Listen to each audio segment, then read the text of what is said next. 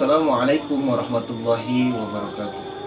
Bismillah, alhamdulillah, innal hamdalillah nahmaduhu wa nasta'inuhu wa nastaghfiruh wa na'udzu billahi min shururi anfusina wa min sayyiati a'malina may yahdihillahu fala mudilla lahu wa may yudlil fala hadiya lahu. Asyhadu an la ilaha illallah wahdahu la syarikalah wa asyhadu anna Muhammadan abduhu wa rasuluh la nabiyya wa la rasul. Allahumma shalli wa sallim wa barik ala sayyidina Muhammadin wa ala alihi wa sahbihi ajmain, amma ba'd. Fa ya ibadallah, usikum wa iyaya bitaqwallah wa ta'atihi la'allakum tuflihun. Hadirin rahimakumullah, dimanapun Anda berada, alhamdulillah berjumpa lagi bersama saya pada kesempatan kali ini. Namun sebelum pada tema yang akan kita bahas, saya sudah mengumpulkan beberapa cuplikan berita yang akan menjadi poin penting pada pembahasan kali ini. Jadi sebelum kepada tema yang akan kita bahas, mari kita sama-sama saksikan cuplikan-cuplikan berbagai berita di Nusantara maupun di mancanegara. Selamat menyaksikan.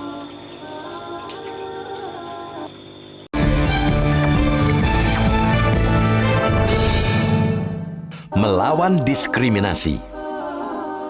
Pemirsa, kita akan membahas mengenai perkembangan penanganan kasus diskriminasi ras dan etnis dengan Kabid Humas Polda Jawa Timur, Kombes Pol Frans Barung Mangera yang saat ini sedang berada di Samarinda, Kalimantan Timur. Ini sudah memeriksa 49 kemarin ya. Hari ini bertambah 6 untuk kasus ujaran kebencian atau rasisme yang diucapkan baik melalui video yang sudah diambil melalui video yang diucapkan oleh ormas maupun oleh perorangan. Saya katakan lagi ini oknum ya. Oleh karena itu kepolisian sudah mengambil langkah sekarang untuk melakukan pemeriksaan dalam rangka penegakan hukum. Kasus diskriminasi dan juga intoleransi terhadap seorang warga Bantul yang dilarang tinggal karena beda agama berakhir damai. Kantor Perwakilan Kementerian Agama Daerah Istimewa Yogyakarta memberi jaminan aturan telah dicabut dan keluarga Slamet Juniarto tetap berhak untuk tinggal. Pemerintah Daerah Istimewa Yogyakarta prihatin dengan kasus diskriminasi agama yang terjadi di Dusun Karet, Desa Pleret, Bantul. Sejak tahun 2015, warga di dusun tersebut berlakukan kesepakatan yang melarang warga non-muslim dan penganut aliran kepercayaan tinggal di wilayah mereka. Tak mau kasus intoleransi merebak di wilayahnya, Gubernur Yogyakarta yang juga Raja Keraton Yogyakarta, Sri Sultan Hamengkubuwono X, keluarkan instruksi Gubernur nomor 1 tentang pencegahan potensi konflik sosial dan diberlakukan sejak 4 April lalu.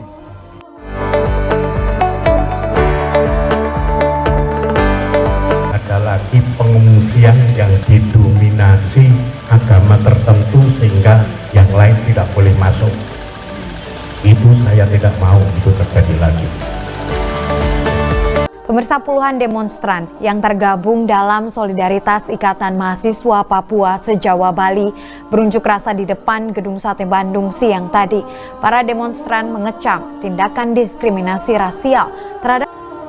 Kita akan informasi selanjutnya, pemirsa. Sebelumnya Presiden Joko Widodo memerintahkan Kapolri untuk menindak tegas pelaku diskriminatif terhadap ras dan juga etnis. Hal itu sebagai respon terhadap kerusuhan di Papua dan sejumlah daerah lainnya di Indonesia.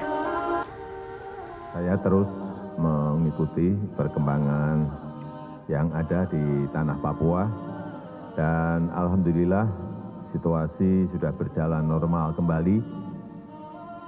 Permintaan maaf sudah dilakukan dan ini menunjukkan kebesaran hati kita bersama untuk saling menghormati, untuk saling menghargai sebagai saudara sebangsa dan setanah air. Beberapa waktu lalu beredar perusakan Balai Pertemuan Umat Islam di Perum Agape Desa Tumaluntung, Kecamatan Kauditan, Kabupaten Minahasa Utara. Video itu memicu kegaduhan bagi di media sosial maupun di daerah-daerah tertentu. Bahkan ada deklarasi mengutuk perusakan tersebut. Tak butuh waktu lama, persoalan itu dapat diselesaikan, berhasil mencapai kesepakatan. Selain mengeluarkan rekomendasi pendirian rumah ibadah, Kemenak dan beberapa instansi juga menyatakan deklarasi damai yang terdiri dari 8 butir pernyataan. Terima kasih Anda masih bersama kami di International News. Pemirsa, isu diskriminasi ras tengah hangat di tanah India.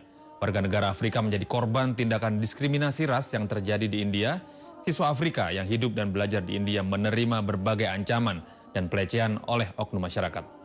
Dari Amerika Serikat, pemirsa, kerusuhan berlatar isu rasisme kembali terjadi di Amerika Serikat. Kerusuhan ini dipicu karena penembakan polisi terhadap seorang warga berkulit hitam hingga luka parah.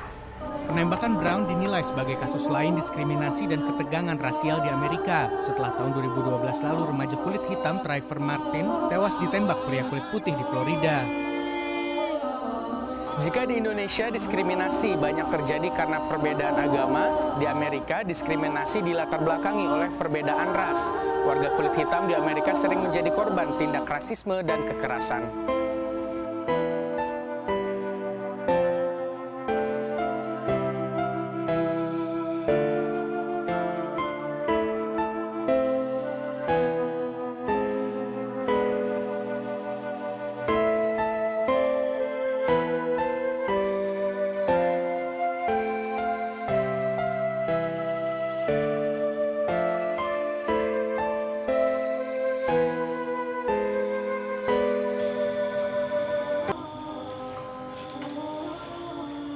Hadirin rahimakumullah, dimanapun Anda berada, semoga selamanya senantiasa berada dalam kesehatan jasmani, rohani, dan kesehatan batinnya, serta senantiasa berada dalam lindungan Allah Subhanahu wa Ta'ala. Hadirin rahimakumullah, setelah tadi kita melihat berbagai cuplikan di media elektronik, cuplikan-cuplikan berita yang mana isi dari cuplikan tersebut, dari semua cuplikan tersebut, yaitu tentang yang pertama tentang diskriminasi, kemudian rasisme dan intoleran. Oleh karenanya, pada kesempatan ini tema yang akan kita angkat berkenaan dengan bagaimana pandangan Islam tentang diskriminasi, rasisme dan intoleran. Hadirin rahimakumullah, pada dasarnya manusia diciptakan oleh Allah Subhanahu wa Ta'ala dalam bentuk yang sempurna, fi ahsani taqwim, dalam bentuk yang terbaik, ditandai dengan potensi tubuh yang baik dengan fungsinya melihat, kemudian berbahasa, berbicara, baik itu secara verbal maupun non-verbal, ataupun mohon maaf andai kata ada yang keterbatasan, artian keterbatasan, namun secara potensi Allah memberikan potensi yang sama, ataupun bisa jadi orang yang memiliki keterbatasan memiliki potensi yang lebih dari orang-orang yang diciptakan secara sempurna secara bentuk fisik. Namun di sisi lain, hadirin rahimakumullah, Allah pun menciptakan manusia berlatar belakang dengan perbedaan, yaitu perbedaan antara bahasa, perbedaan budaya, perbedaan wilayah, sampai kepada perbedaan agama. Maka disinilah tak jarang sentimen dan rasisme terjadi karena perbedaan-perbedaan tersebut. Dalam hal ini kita menelaah satu ayat dalam Al-Quran. Allah berfirman, A'udzubillahi minasyaitonirrajim, Bismillahirrahmanirrahim.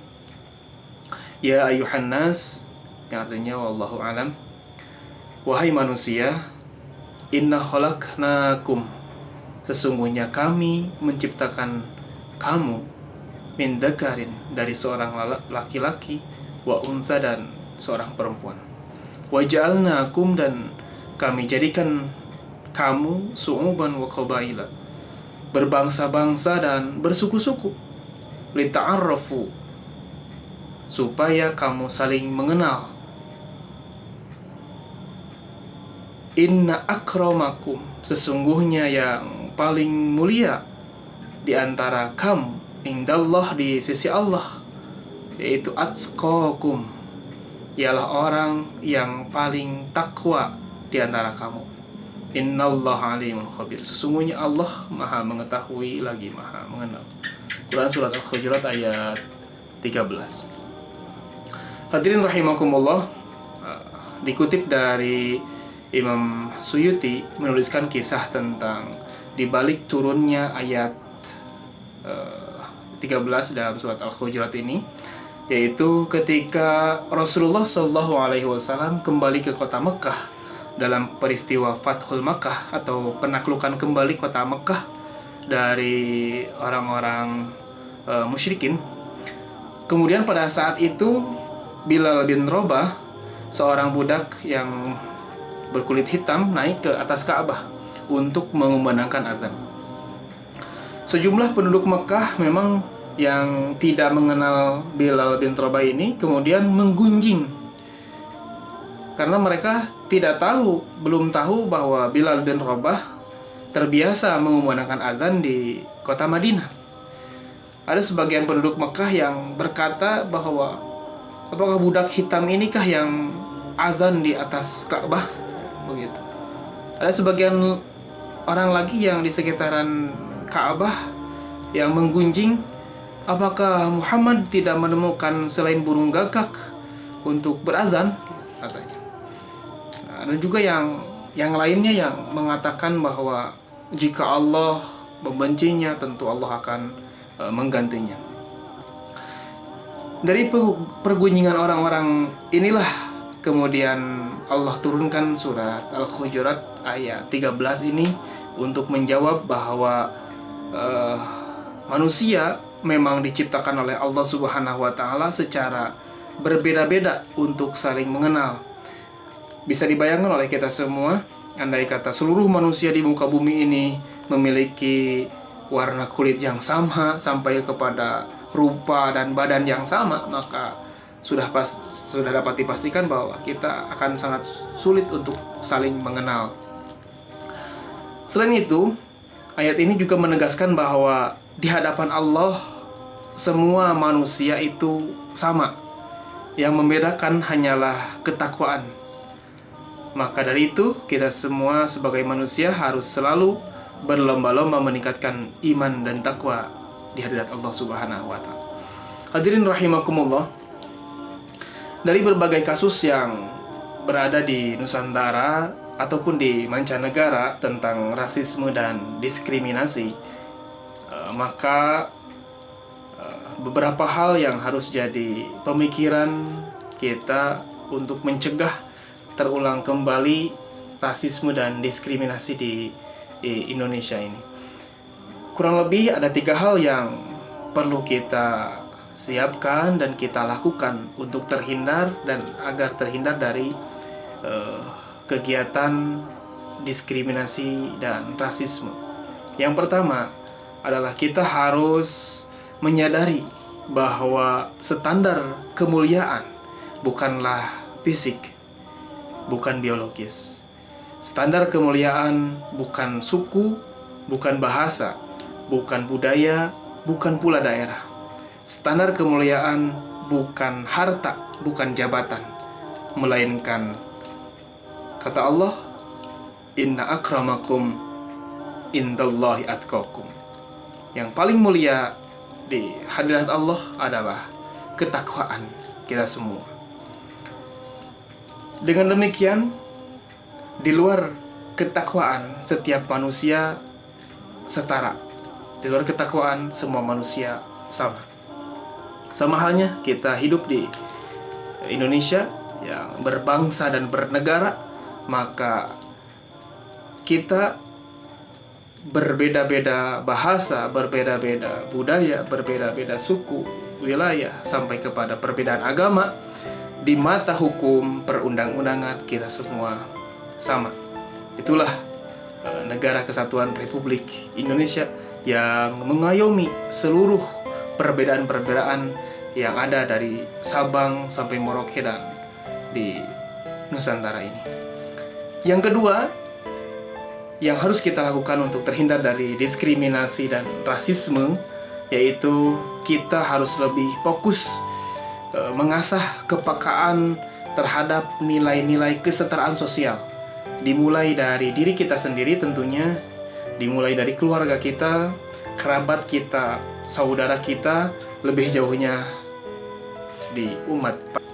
Yang ketiga, yang harus kita lakukan adalah lebih fokus pada perbaikan diri sendiri, introspeksi diri, atau kata lain muhasabah diri. Kita hisab diri kita, cari kelemahan-kelemahan diri kita, kekurangan-kekurangan diri kita, kekurangan di keluarga, kekurangan kepada tetangga, mungkin kekurangan kepada masyarakat, ataupun jika kita diamanahkan sebagai pemimpin, apa kekurangan kita dalam melayani umat mungkin. Ya, kata Sayyidina Umar, hasibu anfusakum qabla an tuhasabu. Hisab diri kalian sebelum kalian. Jadi introspeksi diri yang paling utama. Jangan menyibukkan diri terhadap kekurangan orang lain, jangan menyibukkan diri terhadap kelemahan kelompok-kelompok lain. Tapi kita harus mencari kelemahan yang ada dalam diri kita, dalam kelompok kita, mungkin dalam keluarga kita, untuk dijadikan kelemahan tersebut menjadi peluang perbaikan kualitas diri kita, kualitas ibadah kita kepada Allah Subhanahu wa Ta'ala. Lalu apa yang menjadi parameter yang akurat dalam mencari standar kemuliaan ataupun kebaikan dalam satu kelompok dan kelompok yang lain? Tidak ada satupun parameter yang akurat, karena yang menjadi titik tumpu dalam Islam yaitu salah satu hadis Rasul, innallaha la yanzuru ila suwarikum. Sesungguhnya Allah tidak melihat kepada rupa pakaian kalian semua. Wala ila ajsadikum, badan kalian tidak melihat, Allah tidak melihat badan kalian semua. Wala ila amwalikum, tidak melihat harta kalian semua. Walakin yang duru ila qulubikum, tapi Allah memperhatikan terhadap hati kalian semua, wa amalukum, dan tentunya amal perbuatan kita semua. Hadirin rahimakumullah, berangkat dari inilah, dari berbagai kasus tadi dan berbagai fenomena yang terjadi di Nusantara dan maupun di belahan dunia, kita semua harus bisa mensikapi dan toleransi antar umat beragama, perbedaan budaya, perbedaan suku, bahasa, dan sebagainya. Kita harus bisa mensikapinya dengan hikmah, dengan kebijaksanaan, dengan kelembutan hati, dan jadikan perbedaan-perbedaan tersebut jadi rahmat untuk kita semua, jadi kasih sayang Allah kepada kita semua. Itu saja maka yang bisa saya sampaikan. Terima kasih atas segala perhatiannya. Mohon maaf atas segala kekurangan dan kehilapan andai kata dalam penyampaiannya kurang pas dan kurang berkenan. Walaupunikum wabillahi taufiq wal hidayah wa ridha wal inayah.